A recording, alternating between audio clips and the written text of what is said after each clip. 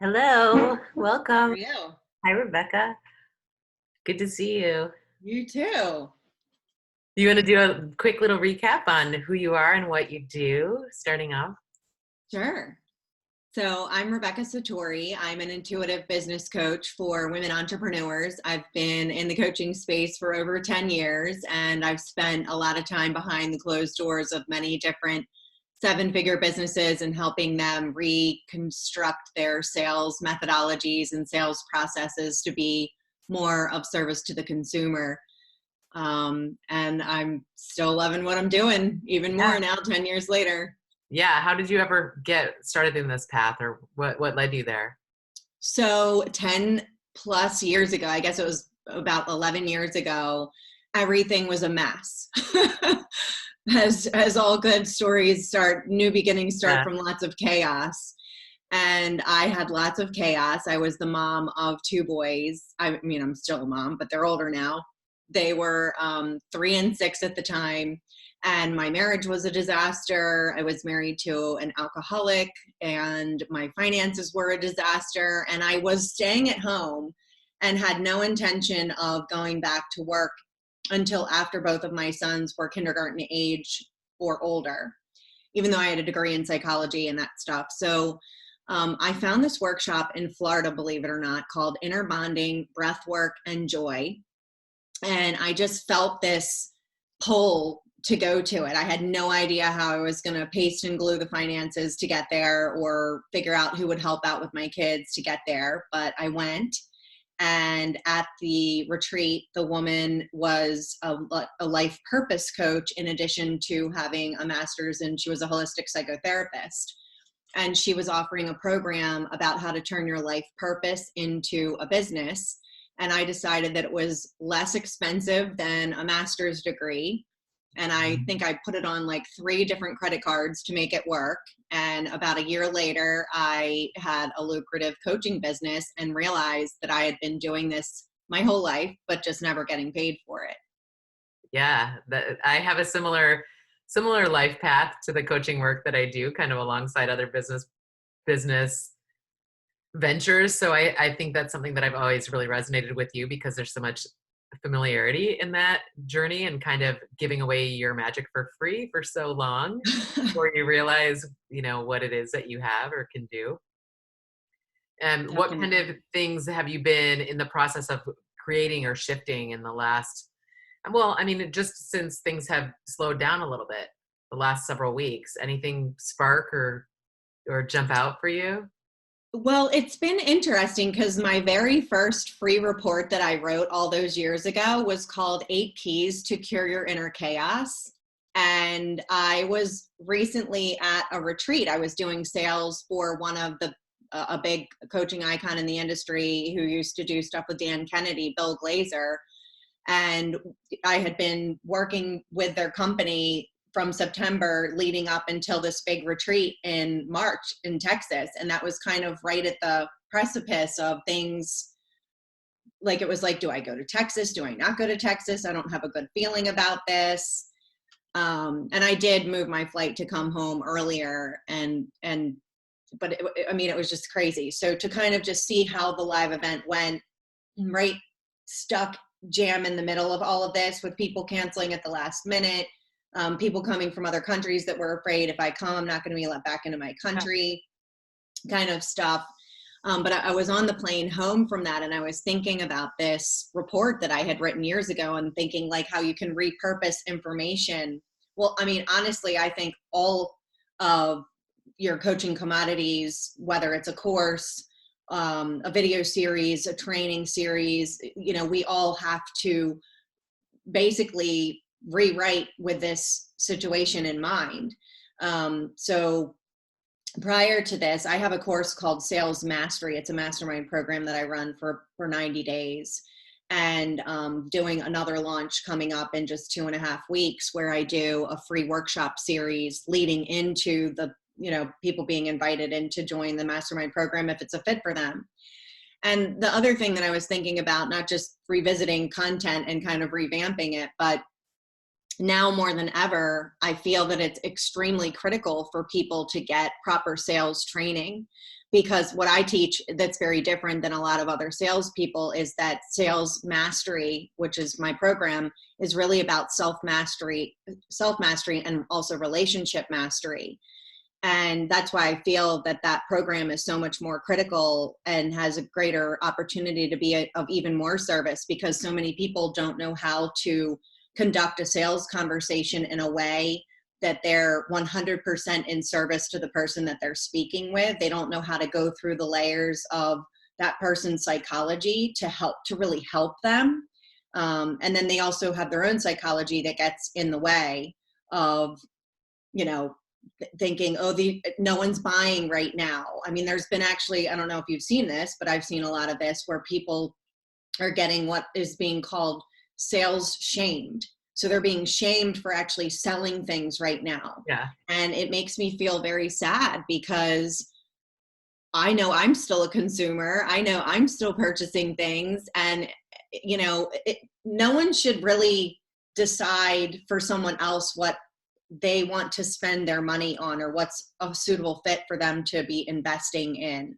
And I think the last thing that we need right now is more criticism, judgment, and shaming in any industry, period. Well, especially when it comes to choosing something that is bettering yourself or your business or your future or your life or your family. I mean, it seems really, really counterintuitive to be judgmental about that when this is an opportunity for a lot of people to create. As I'm careful to talk too much about productivity and big visioning during this time, because for some people that really is a trigger and it really feels impossible. But on the flip side, for many of us, this is really like a awesome opportunity to just slow the hell down for a couple minutes to look at those products dreams, whatever, that maybe needed a revamp or needed to have a revisit or refresh, or just to be created in the first place. And coincidentally, that just happens to be at the same time as a pandemic. That doesn't mean that those products aren't valuable or useful, or that there's not somebody out there that wants them. Yeah, absolutely. What kind of led you to create the sales program that was really relationship centric? Were there certain experiences that you encountered or went through that pointed it in that direction? Well, I've done sales for a lot of different multi-seven-figure companies, and most of the time when I get behind the scenes of their companies, it's an absolute wreck.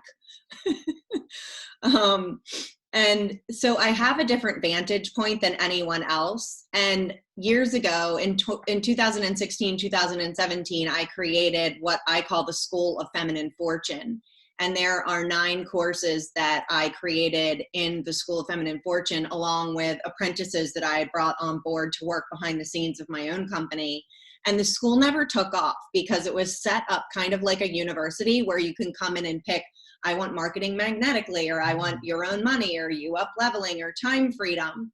And people need more direction than that. And so what I decided to do was then break out the courses individually, and Sales Mastery just so happens to be the first course that I decided to break out individually to sell as its own entity, its own mastermind 90-day program. And I've done 2 rounds of it now, and the women that are in the program are just getting outstanding results, because what I talk about in Sales Mastery is the more that you sell, the more that you serve, the more that you master yourself, the more you're evolving. And it's always about who you become in the process. So it's not about, when a woman in business says, I want to make $10,000 this month, or I want to break into 6 figures, it's never about that. It wasn't for me either. I mean, it is in your mind, but when it happens and then you get there, it's like, wow, look who I became in the process. I'm such a much more masterful, more evolved version, more service oriented version of myself,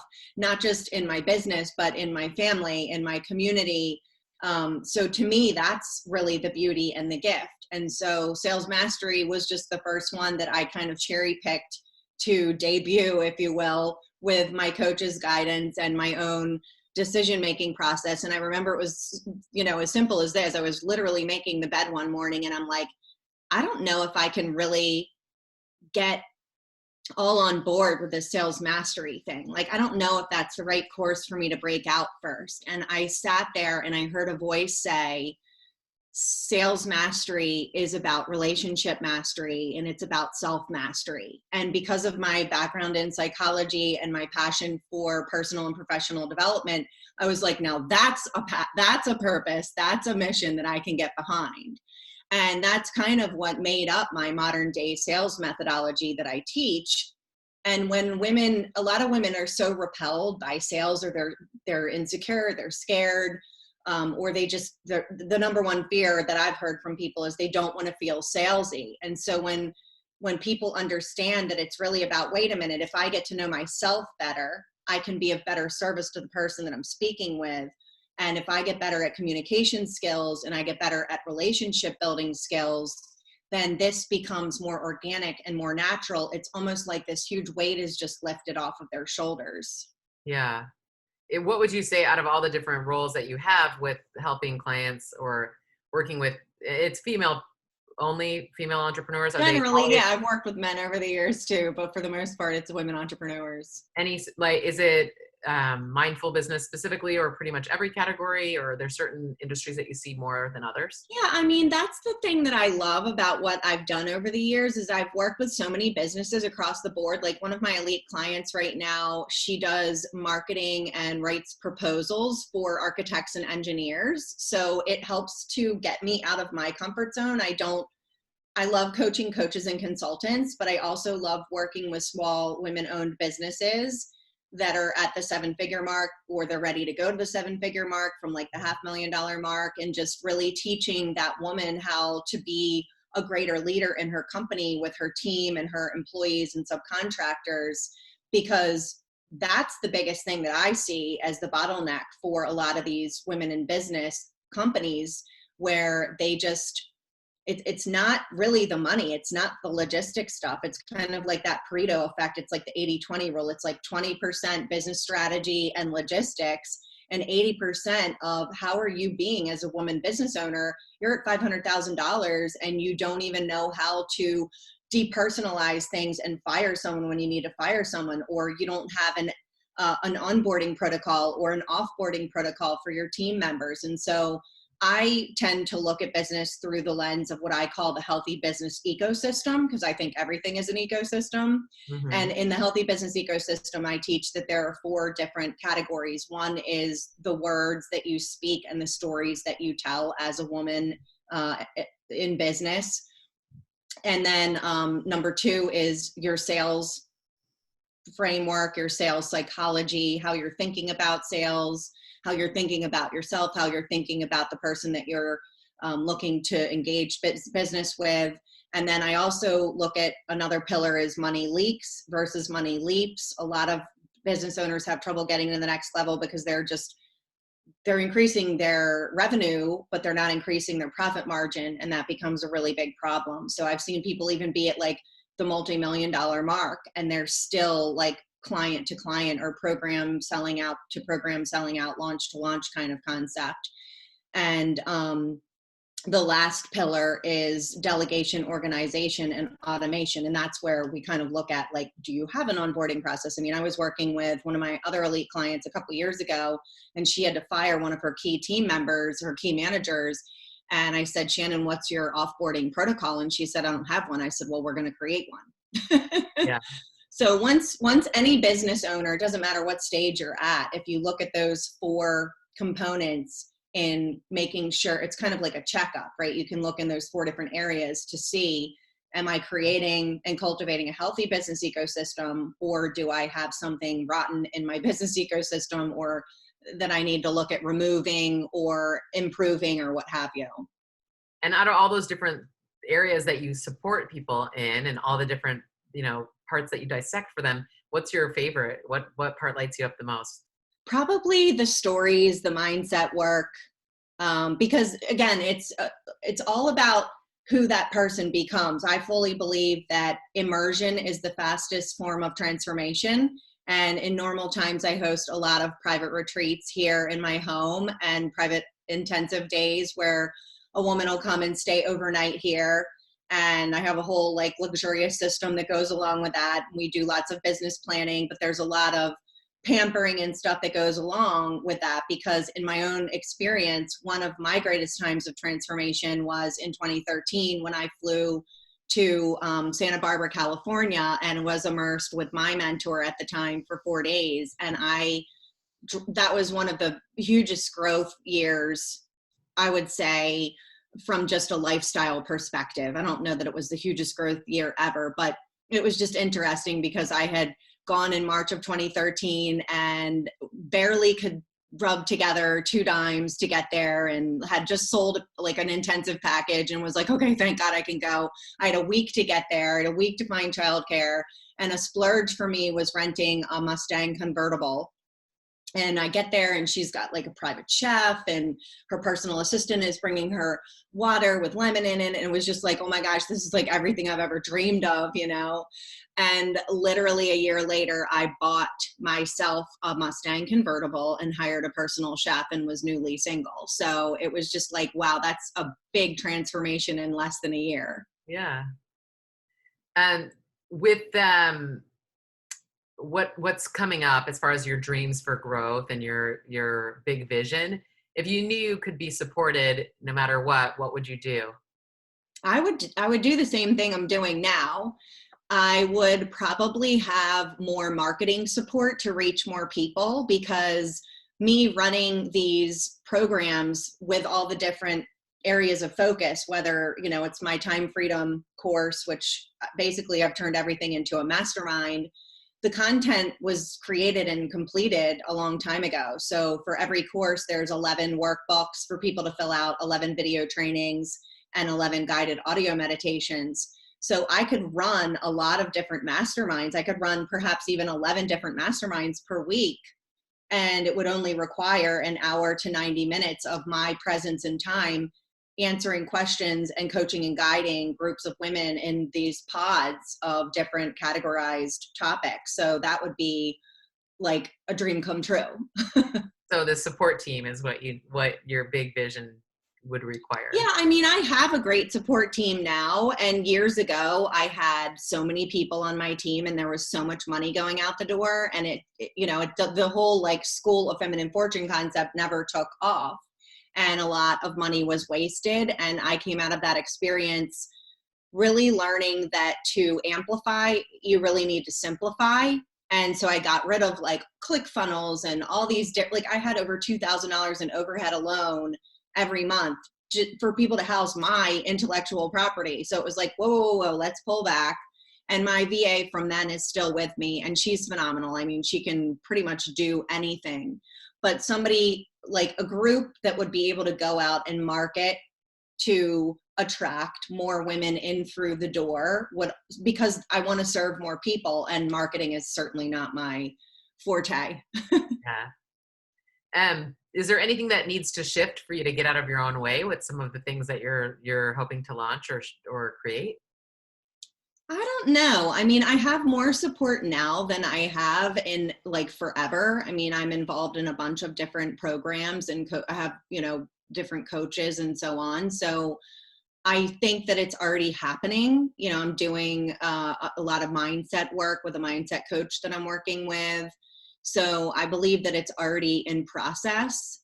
And I think we're in such precarious times right now. So it'll be interesting to do this next workshop and just see how the marketplace is receiving what I'm teaching, what I'm sharing, what I'm offering.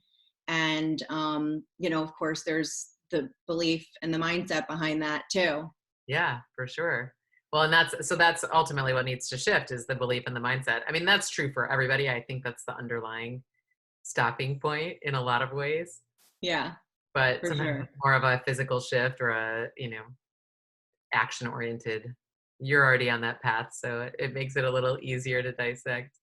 Yeah, absolutely. I think one of the biggest things that I really was able to like uncover through some of this work is just what my teacher is teaching about these thought models, where it's like your thoughts create your feelings, and then your feelings is what dictates your actions. And in the past I would be like, why am I not motivated right now? Or I'm spinning my wheels, or I'm purposefully distracting myself or self-sabotaging or whatever.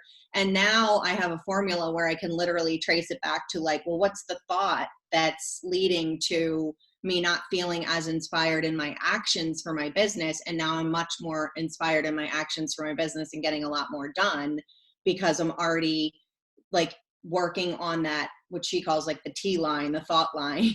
Yeah, I like it.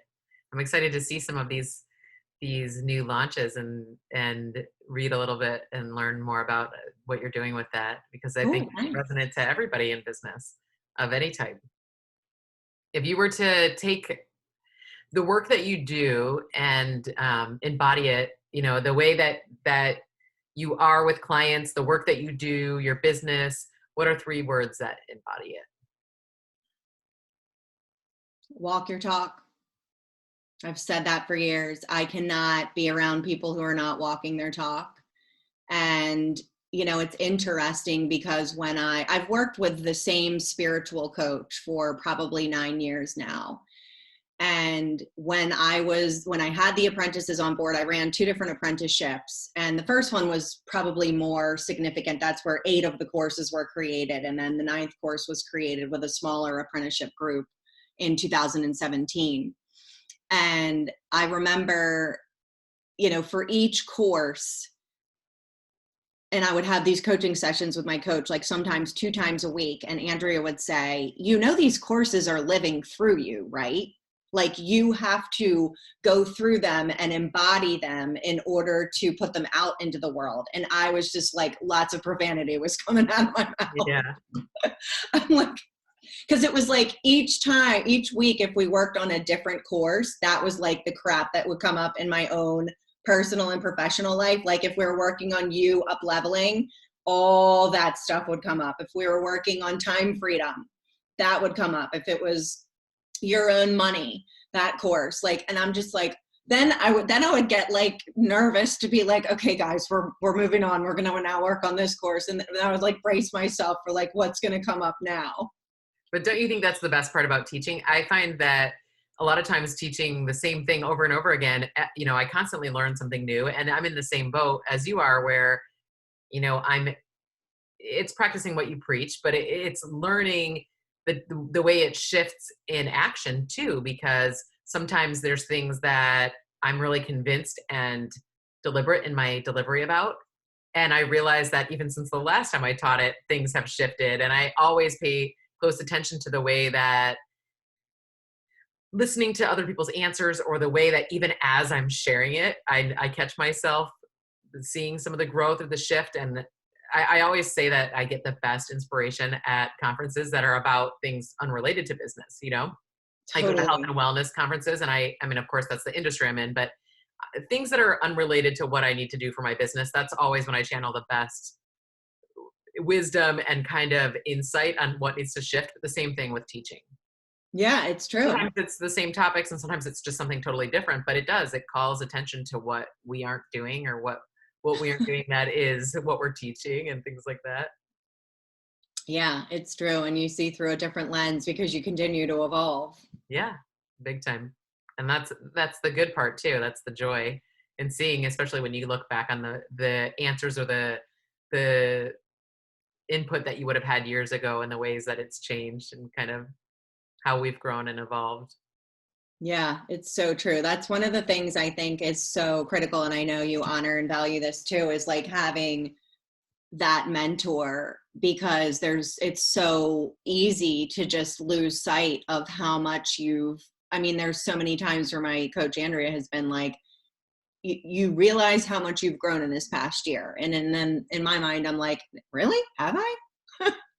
Well, and I think, yeah, and if not a mentor, close tribe or close friends that are like on a similar path as far as spirituality or professional vision, or life path in some way, because they also can hold you accountable in a way that it serves as a witness, and that's Yes. so huge. And I know that we do this professionally for people, but it also happens that we do that for friends and loved ones because it's what we do professionally. So you really need somebody to do it for you too, and allow that in, I think. Yeah, it's so true. I think that's really important to be receptive. Of course, depending upon the messenger. Yeah, of course. Some Well, people yeah, like and to share discerning. information without asking for permission, and you're like, oh yeah, Yeah, of course. you're not a go-to person for me. No, choosing who is your trusted source, right? For sure. It's an art to find that, and sometimes it's a work in progress. And mine has certainly changed and evolved over the years, but I have my core resources that really ground me and help bring me back when I get lost on my own. Agreed. Me too. Yeah. Do you have any last advice for anybody who is trying to, find a career that lights them up, that is their passion, that serves their dharma? What is your advice for people on this purpose-driven path?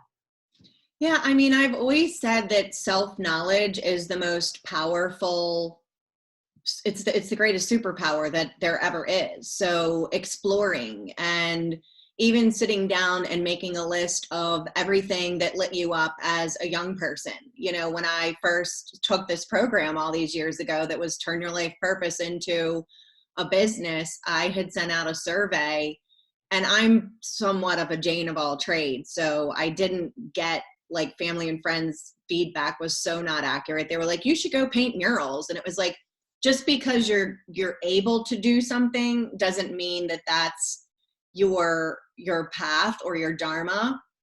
And I also think that our purpose changes. It's not just, and I think that's a common misconception for people, is they think they're going to be like, we have been so conditioned, period, to be like, if we could just find this one thing, right? If we're hurt, it's like, if we could just find the one reason this person did this to me, then it'll make things better. Or if I could just find my one purpose, then, and the other thing I'll say is that your purpose doesn't necessarily mean that it comes with a paycheck.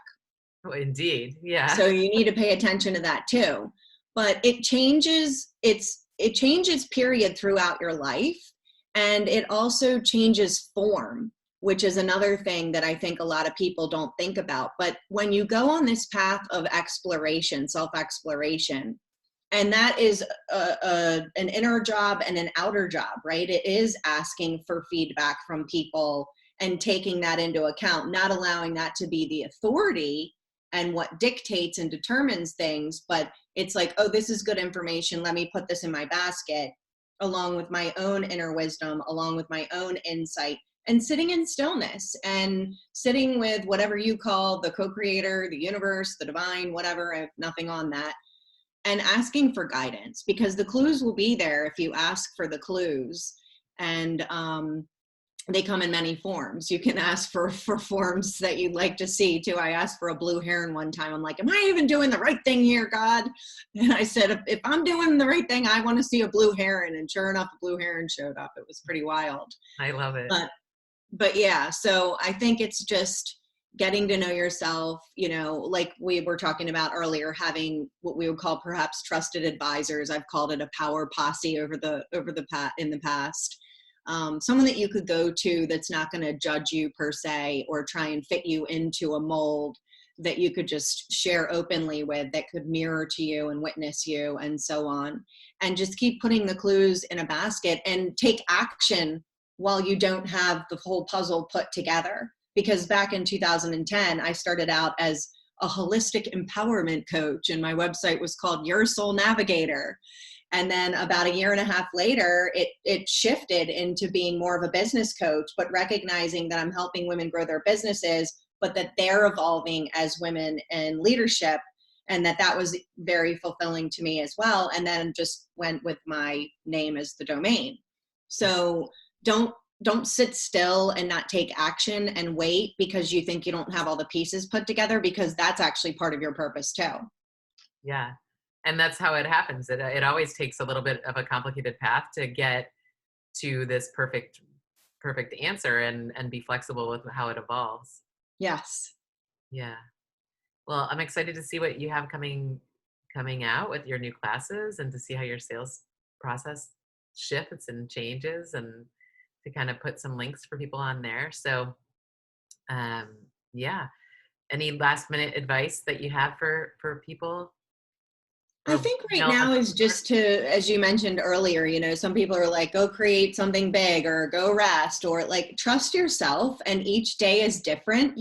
One day you might feel big creative energy and get lots done in your business, and just kind of letting yourself be and not judging yourself for it and having more compassion. There are days over the past several weeks where I'm like, wow, I really got a whole lot done. And then there's other days where I'm like, I don't know if it's my energy I'm feeling or collective energy or whatever, but like I need to lay down Yeah. or I need to journal or I need to color or I need to go be out in nature. Or I just need to lay on the ground, like letting yourself, and again, this comes back to that self-knowledge part when you really are in tune with what your whole body system is calling for in each moment. And it's not to just say like, we'll go and do all that stuff and then, come back to your business and somehow magically your mortgage will get paid. Like there's still reasonableness and logisticalness to, hey, I'm running a coaching company and I have responsibilities and commitments that I've made to my clients and, to growing my business and to my free community and so on. So there's that, but there's also just paying attention to your energy and what is happening for you right now and what you're needing, to honor that and to also honor your commitments as a business owner if you're a business owner. Yeah. Yeah. I think there's no wrong way to do it as long as you're trusting your gut during these times. For sure. Well, thanks so much, Rebecca, and look forward Yeah, to thank you. It was so catching good to up. be with you. Thank you for joining. Talk to you soon.